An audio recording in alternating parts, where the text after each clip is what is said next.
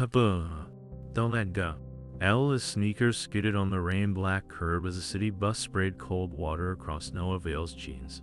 Noah caught him by the hood before he slipped into traffic, then pulled him beneath the clinic awning, one hand pressed to the small, rigid shoulders under Ella's yellow raincoat. I've got you, Noah said. Those own fingers wouldn't stop shaking. Above them, silver letters gleamed against the glass. RCHPEDIATRICRESCIRCHCENTR. 10 years away from Seattle, and the cross name still tightened around his ribs. Eli tipped his face up. Rain caught in his dark lashes. Is this where they fix the buzzing? He tapped 2 fingers lightly against his chest. That's the plan. Noah made his mouth curve. Inside his coat pocket, the trial coordinator's email felt heavier than paper. SIXDAYSREMAININGBEF. A worry enter OLLMENTC LOSCS. Ella's cardiologist in Portland had called this study their best chance. Then, after a long silence, he had corrected himself. Their only chance. Noah reached for the clinic door.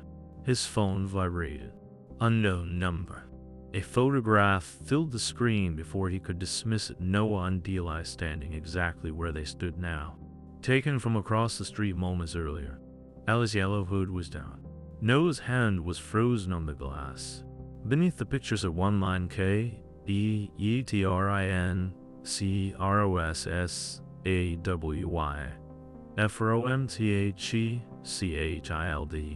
ORTHECUSCODYF ILEOPENSAGIIN. The silver compass beneath Noah's shirt turned cold against his skin. He searched the traffic, the coffee shop windows, the umbrellas moving along the sidewalk. Noah looked back. Papa? Ella's voice had gone thin. His cheeks had lost their color. You're squeezing me. Noah released his shoulder at once. Sorry. With hands, he deleted the message, then checked the street again. The custody file had been sealed 8 years ago. Only 3 people should have known it existed, and one of them was dead. Change of plan, he said. Mara's meeting us in the lobby. You're going with her to get hot chocolate. Eli frowned. You said you'd stay. I am staying. I just have to talk to someone upstairs. The doctor. Noah looked past him. Through the clinic's revolving doors, where bronze wall displayed Adrian Cross's face above the words COANDCA IFINNOVATIONOFFICO. The photograph was polished and remote, but Noah remembered that face at 26, half asleep against his pillow, promising that no law, blood, or family name would ever separate them. He also remembered Adrian's authenticated signature beneath an order declaring Noah unfit, unwanted, and forbidden from contacting the Cross family again. No, doctor, Noah said. Across the street, 12 floors above the coffee shop. Helena Cross lowered a tablet showing the clinic's lit exterior feed. She enlarged his face until the pixels blurred, stopping on the boy's eyes steel gray, each iris circled by a narrow ring of gold. Her thumb hovered over Adrian's name, then moved instead to cross security. Flag no avail, she said when the line connected. If he asks for my son, you call me first. She watched Noah lead Eli through the doors, and find out why the child's trial application was buried the first time. Mara arrived dripping rainwater onto the marble, her reed umbrella bent backward by the wind. She took one look at Noah's face and stopped joking. Hold on. 20 minutes. Keep him away from the elevators. Noah crossed Isabella's raincoat higher. Hot chocolate. Extra marshmallows. Eli studied him with those unsettlingly observant eyes. You look like you did before court. Noah's throat closed. I'll be right back. Promise? The compass pressed against his chest as he nodded. Upstairs, a security guard escorted him past frosted glass offices that smelled of cedar and expensive coffee. Noah's wet soles squeaked with every step. Adrian stood at the far end of a conference room, one hand braced on the table, Seattle spread behind him in sheets of gray. 10 years had sharpened him. His charcoal suit fit like armor. Silver threaded his dark hair at the temples. And the warm alpha scent Noah remembered pine smoke and winter air was held beneath clinical blockers. Still, Noah's body recognized him before his mind could defend itself. Adrian turned. The color drained from his face. Noah. One word. Barely breathed. Then his gaze hardened. Security said you demanded to see me. My son needs your pediatric trial. Adrian's jaw flexed its son. But he pulled out a chair. Select and consider man. Sit. Him not staying. That was always your specialty. The insult landed with surgical precision. Noah slid his rejection notice across the table. 6 days before enrollment closes, your company denied him without medical review. Adrian didn't touch the paper. His eyes remained on Noah's bare left hand. How much this time? What?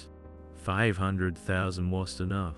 For a moment, only rain ticking against the windows filled the room. Adrian opened a tablet, tapped twice, and turned it around. A scan receipt showed Noah's name beneath a settlement agreement payment accepted. All claims relinquished. Pregnancy terminated. Noah gripped the table until his knuckles blanched. I never saw this. Your attorney deposited the money 3 days after you disappeared. I didn't have an attorney. Adrian gave a short, humorous laugh. You had enough representation to make sure I called and find you. Noah yanked a folded document from the inner pocket of his coat. The creases had softened from years of handling. He slapped it over the tablet, then explained that. Adrian read the authenticated rejection order. His own signature sat the bottom above language declaring Noah's pregnancy a reputational threat and authorizing an Omega guardianship petition if Noah attempted contact. Something flickered behind Adrian's eyes, but his voice stayed cold. Where'd you get this? Your mother's attorney delivered it while I was still throwing up every morning. Adrian looked up sharply. Noah hated himself for giving away even that much. You told them the pregnancy ended.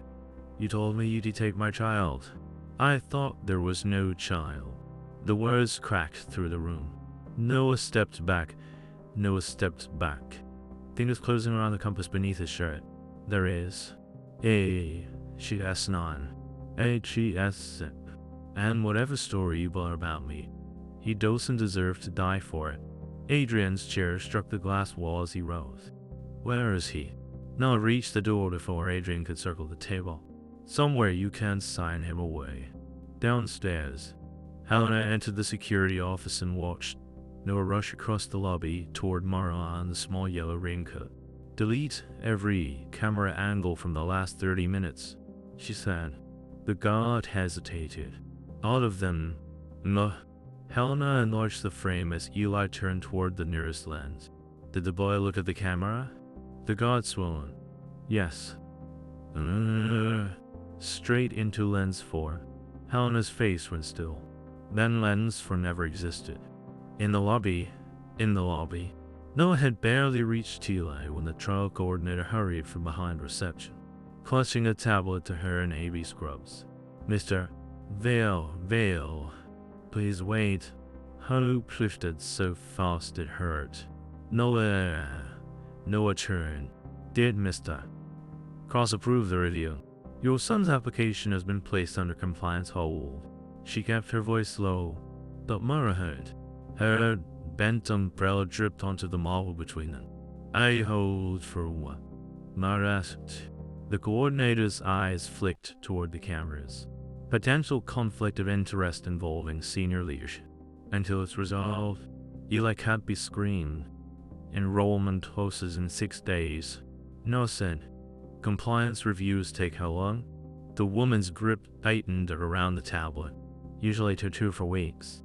Eli pushed the marshmallows around his paper cup. Did I do something wrong? Noah crouched so quickly his knee struck the floor. No, not one thing. Mr. Vale. Helena's heels clicked across the lobby, measured and unhurried. She wore cream wool without a drop of rain on it. We should speak privately. Noah stood between her and Eli. Anything you have to say, say here. Helena glanced at Eli once, avoiding his eyes. Cross Biotech cannot ethically enroll a child whose parent has made financial demands against its CEO. I asked for medical review. You arrived carrying accusations and a forged order. Adrian hadn't even had time to leave the conference room. The speed of her answer child no more than the warning photograph. Helena drew a white envelope from her handbag. There is a private pediatric center in Phoenix. A car can take you to the airport tonight. Housing, treatment, every expense covered. Moral influence. Sharp as breaking glass. That sounds a lot like harsh money. Helena held the envelope toward Noah. It sounds like a child receiving care without becoming ammunition in an old grievance. His cup buckled softly in his hands. Noah took the envelope, tore it in half, and let both pieces fall at Helena's feet. You don't get to move us again. For the first time, her smile slipped. Then whatever happens after today is your choice. 10 floors above. Adrian entered his locked office and pulled up L's redacted application. Most identifying fields had been blacked out, but the birth month remained. He selected configure your mailer. He counted backward, then counted again. His fingertips went numb against the screen. Noah had vanished 10 years earlier in the same months this child had been conceived. Adrian opened the genetic panel. The rhythm disorder was rare. The attached hereditary marker was rare unalteration documented in only 11 families nationwide. His father had carried it. So had Adrian. He called the clinic lab. Run the marker against my executive medical file. The technician hesitated. Sir, compliance just sealed the patient record. Who authorized that? His office door opened without a knock. Helena stepped inside. Rain lessened composed. Adrian slowly turned the monitor toward her. Mother, he said, how long have you known Noah's son carries my family's blood? Helena's gaze moved from the genetic panel to Adrian. Long enough to know emotion has no place in a clinical decision. That isn't an answer. It is the only one you're entitled to while this company is under threat. She closed his laptop with the fingers. Adrian caught her wrist before the lid touched the keyboard. Not hard. Just enough to stop her. You erased the lobby footage. A pulse jumped beneath her pearl bracelet. Be careful which employees you teach to betray me. She pulled free and walked out, leaving the door open behind her. Adrian locked it, then called Noah. 40 minutes later, rainwater still darkened Noah's coat as he stood inside the office, refusing the chair Adrian offered. He set a battered accordion folder on the desk. The hold stays unless I cooperate. That was her message. My message was that someone is falsifying records around your son, your company, your mother, your signature, and your settlement receipt. Adrian opened the scan beside Noah's rejection order. So we stopped arguing over which lie hurts worse. Noah's mouth tightened, but he emptied the folder. 10 cream envelopes slid across the black walnut desk, each addressed to Adrian by hand. Each stamped RETURNTOSENDR. One before Eli was born, then one every birthday. Adrian picked up the smallest. The paper had softened at the corners. You wrote to me. I told you his weight. His first word. The year he decided socks were a government conspiracy. Adrian's thumb hovered over the seal. I never received any of these. That's convenient. Noah. The Alpha Commander once would have pulled the BDS from Noah came out broken. I searched hospitals, registries, every address tied to your name. My mother showed me the termination record in that receipt. I buried my brother that year. Noah said quietly. You knew his address. You never came. Adrian looked down. She told me Daniel helped arrange the payment. The old wall between them shifted. Not falling, but cracking enough to let her through. Adrian scanned the return labels. The postal days spanned 10 years. but beneath each barcode sat the same 6-digit private meter number. He entered it into Crossbow text shipping database. The result appeared instantly: EXECUTIVMA ILSCRV ICICOSSHEADQUARTERF. Neither man spoke. Rain rattled against the glass like thrown gravel. Adrian pulled up the Silman transfer next. This account ends in 4418. Is it yours? No. I leaned closer, shoulder nearly touching his. Pine smoke cut faintly through Adrian's buckles, dragging Noah back to a cramped apartment. Bare feet under one blanket. Adrian pressing a silver compass into his palm. You'll always find north, he had said. Noah stepped away and tugged the compass from beneath his shirt. His scratched face caught the monitor's blue light. I've never had an account ending in those numbers. Adrian stared at the compass as if someone had struck him. You kept it. Keeping proof isn't the same as keeping faith. Adrian reached toward it, then stopped before his fingers touched nose. Let me meet Eli. Noah closed his fist around the silver. You don't meet him until I know which version of you is real. Adrian turned back to the rejection order and enlarged the authentication code beside his signature. His expression changed. Then stay. Why? Because this code didn't come from my device. He opened an archived security registry, and one name appeared beside the authorization terminal used that day. Held across, Adrian clicked the terminal record. A yellow banner warned ARCHIVEL-EGALLEHOLD. But his executive key opened the audit trail. Dates, device IDs, and authorization stamps crowded the screen. That terminal was issued during my father's final illness, he said. I was sleeping at the hospital most nights. Helena had emergency authority to sign in my name. Noah leaned over the desk, rain ticking against the windows behind him. An authorization code proves where it came from, not who used it. Then we find who. Adrian called internal security and ordered the raw access log sent to an outside forensic firm. Not cross-legal. The reply came 6 minutes later. The signature device had been unlocked with Helen as thumbprinted to 13. The rejection order followed 90 seconds afterward. On the same night, her chief counsel created the Solomon account ending in 4418. Noah read the timestamps twice. His hand drifted to the compass. She came to Daniel's apartment the next morning. He whispered. She knew I'd been sick. She knew how far along I was. She said you deauthorized everything before leaving for London.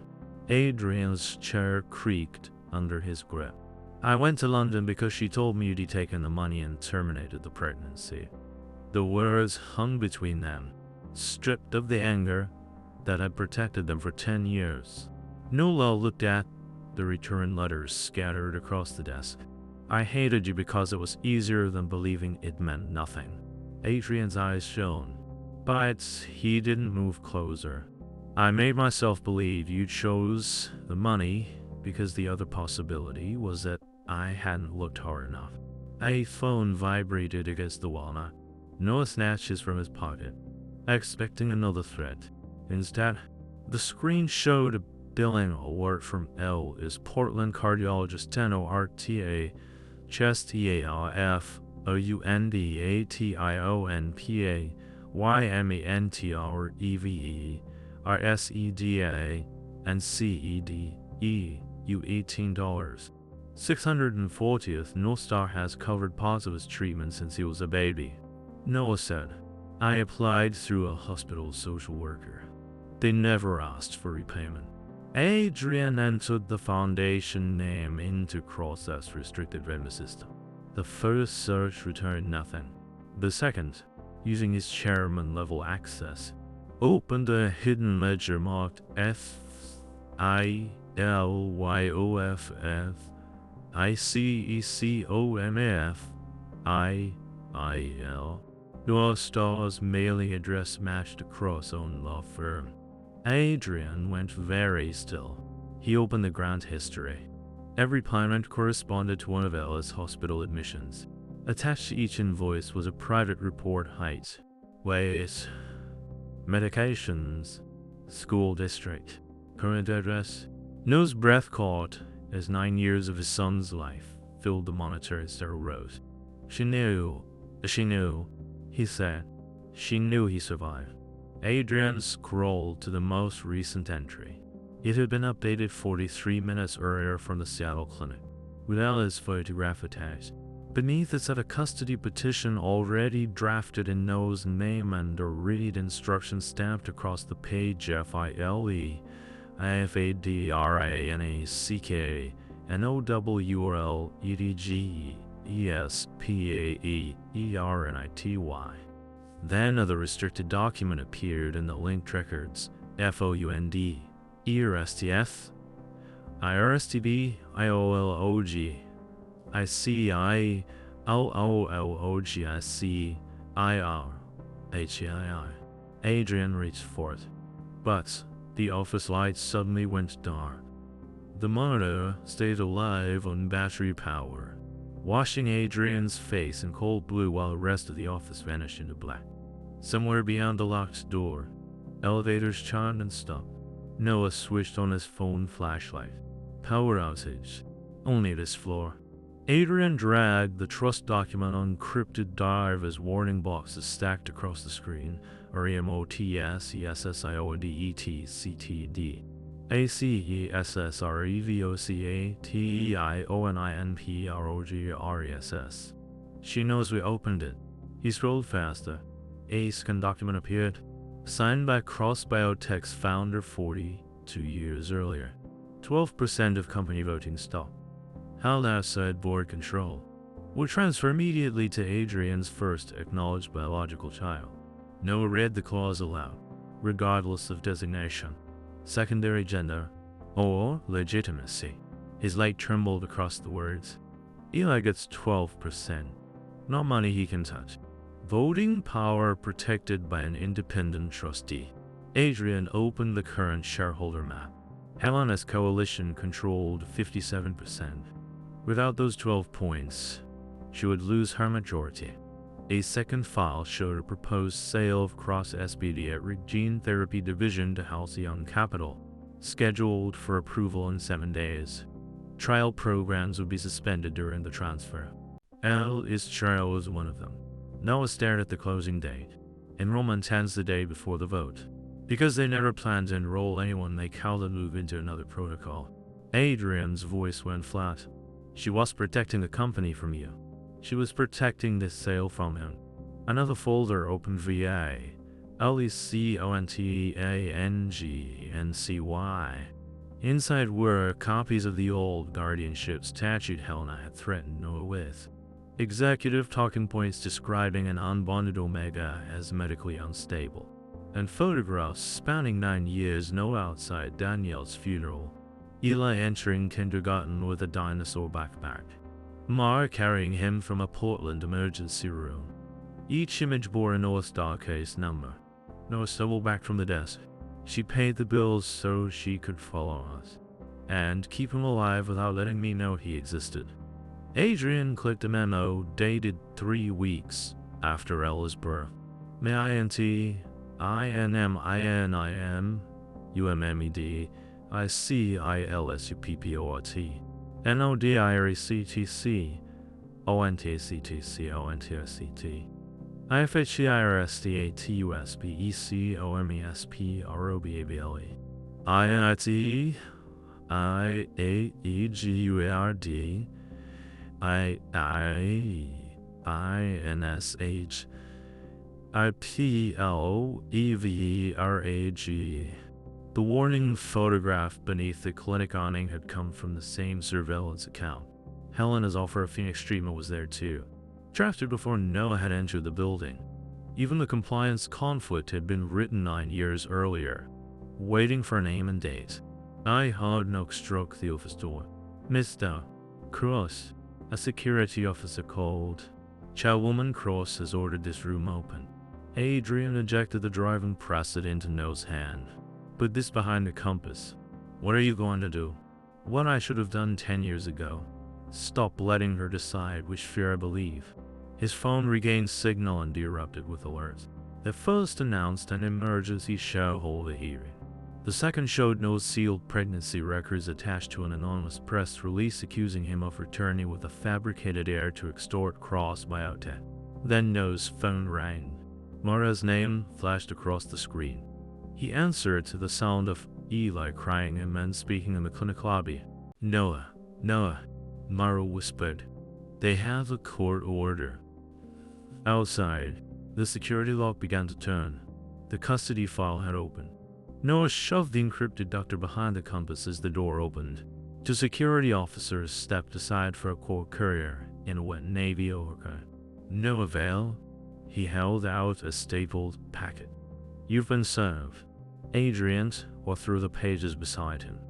The emergency order named Delay a disputed heir, barred him from Cross property, suspended his trial eligibility, and sealed all paternity evidence pending adjudication. This was filed 12 minutes ago. Adrian said. No, Judge. We reviewed this in 12 minutes. Judge Mercer did. The courier replied, Helena's former counsel. By the time Noah reached the lobby, Mara stood between Eli and 3 officers.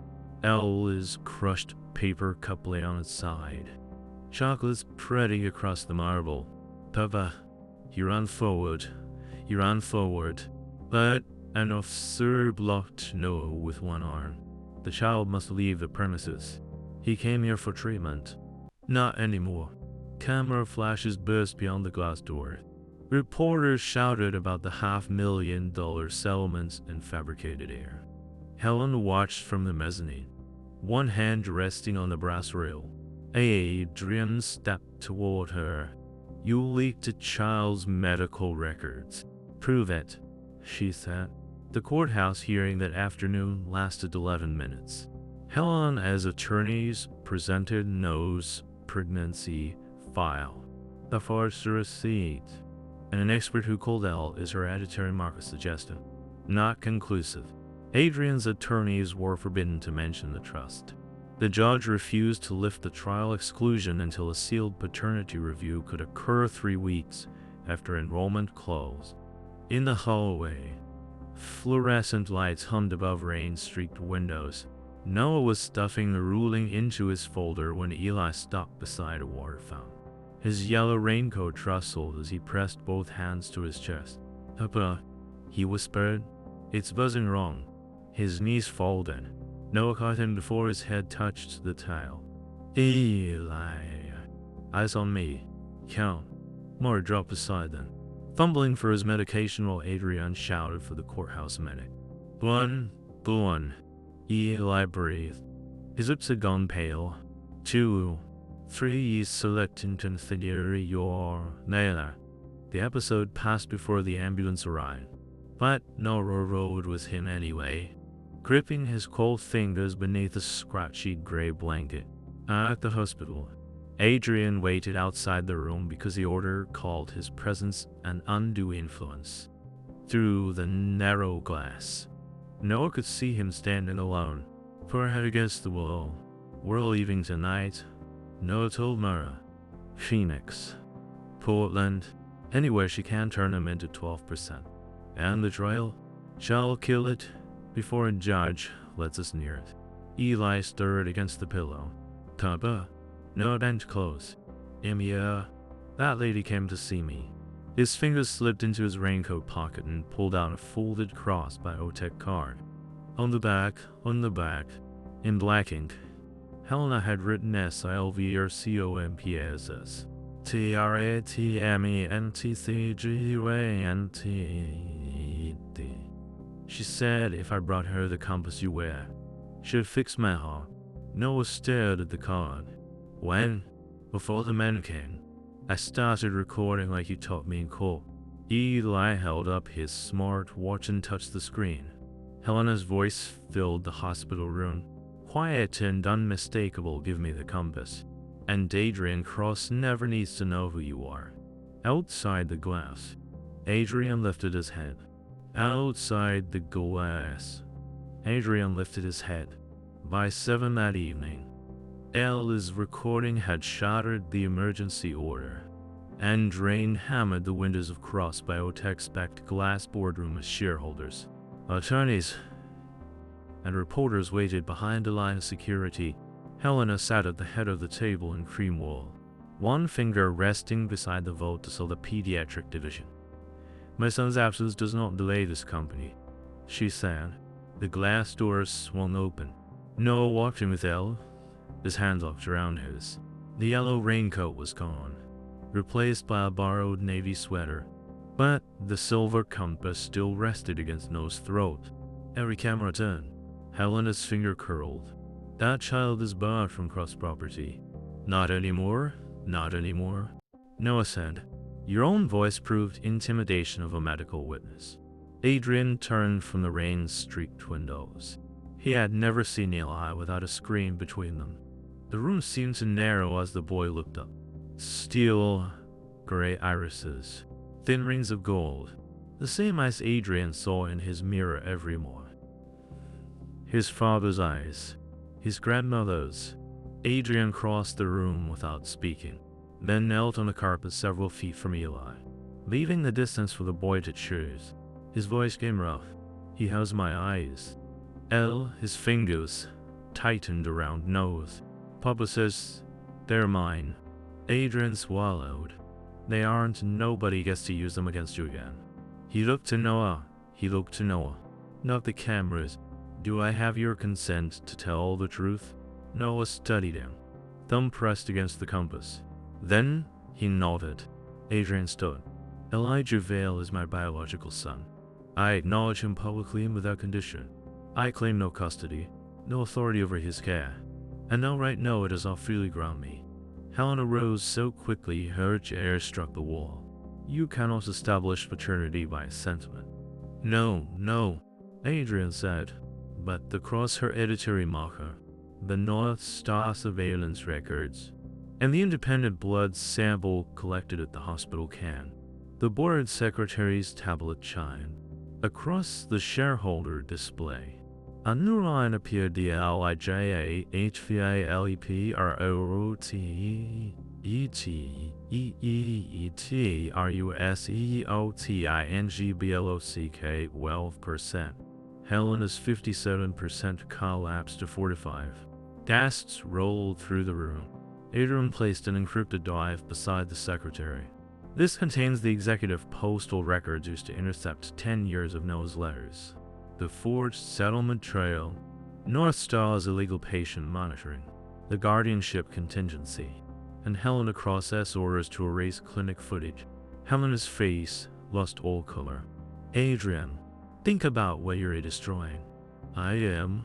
He faced the cameras. "I was given a story that protected my pride. I accepted it because questioning it would have forced me to admit I failed the person I love. That failure is mine. The fraud is hers." He cast Ella's 12% against the sale. The display flashed MOTIOO and DFATD. Then Adrian voted to remove Helena as chair. One by one, directors followed. Security approached her as independent investigators entered through the opposite doors. Eli watched them take her access badge, then looked at Adrian with those unmistakable eyes. "If you're really my father," he asked, "where were you?" Adrian did not look away. "I was believing a lie because it hurt less than admitting I might have failed to find you." Rain streaked the glass behind him. "That wasn't your fault. It was mine." Eli considered this, his 9-year-old face solemn. "Are you going away again?" "Not unless you ask me to." 3 days later, Eli entered the pediatric trial Helena had tried to sell. Noah sat beside his hospital bed while a clear medication line clipped through his pump, and Adrian stayed in the hall until Eli crooked one finger at him. You can come in, he said, "but Papa gets the chair." "Understood." Investigators took Helena's office, devices, then family trust access. The postal meter records proved hers F had intercepted every birthday letter. The settlement money had circulated through a shell account controlled by her counsel. Fraud, medical privacy, and coercion investigations followed. North Star was stripped from the cross-family office and rebuilt under independent oversight to help homemaker parents denied care. Adrian never asked for control of it. He signed it away. Then he read the letters. All 10. Noah found him one night at the hospital family table, surrounded by opened envelopes. His shoulders shaking over the one describing Alice's first day of kindergarten, the dinosaur backpack Helena's surveillance team had photographed. Adrian placed every letter into a cedar box. A brass plate on the lid, YARSIWILLSPNDN, a KINGUP. Noah ran his thumb over the words. You can't repay years. I know. Adrian's eyes were swollen and honest.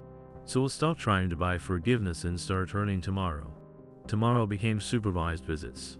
Then Saturday breakfasts, where Adrian burnt pancakes and Dila informed him that CEO skills were not transferable. It became cardiology appointments, soccer games, and family dinners where Adrian always knocked. Even after Noah gave him a key. His rhythm steadied. The trial data saved the pediatric division and opened treatment to children beyond Seattle.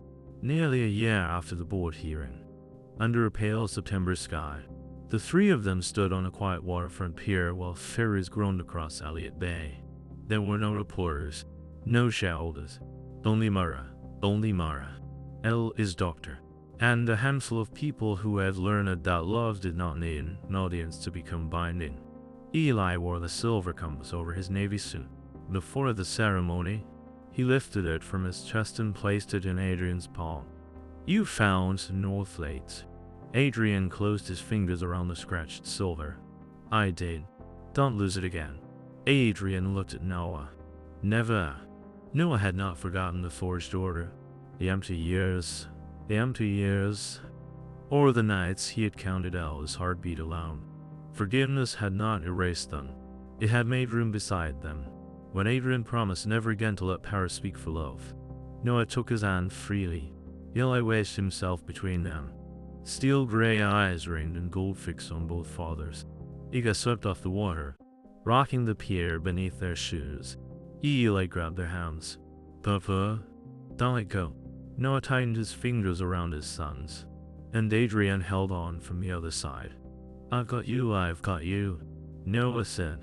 This time, he was saying it alone.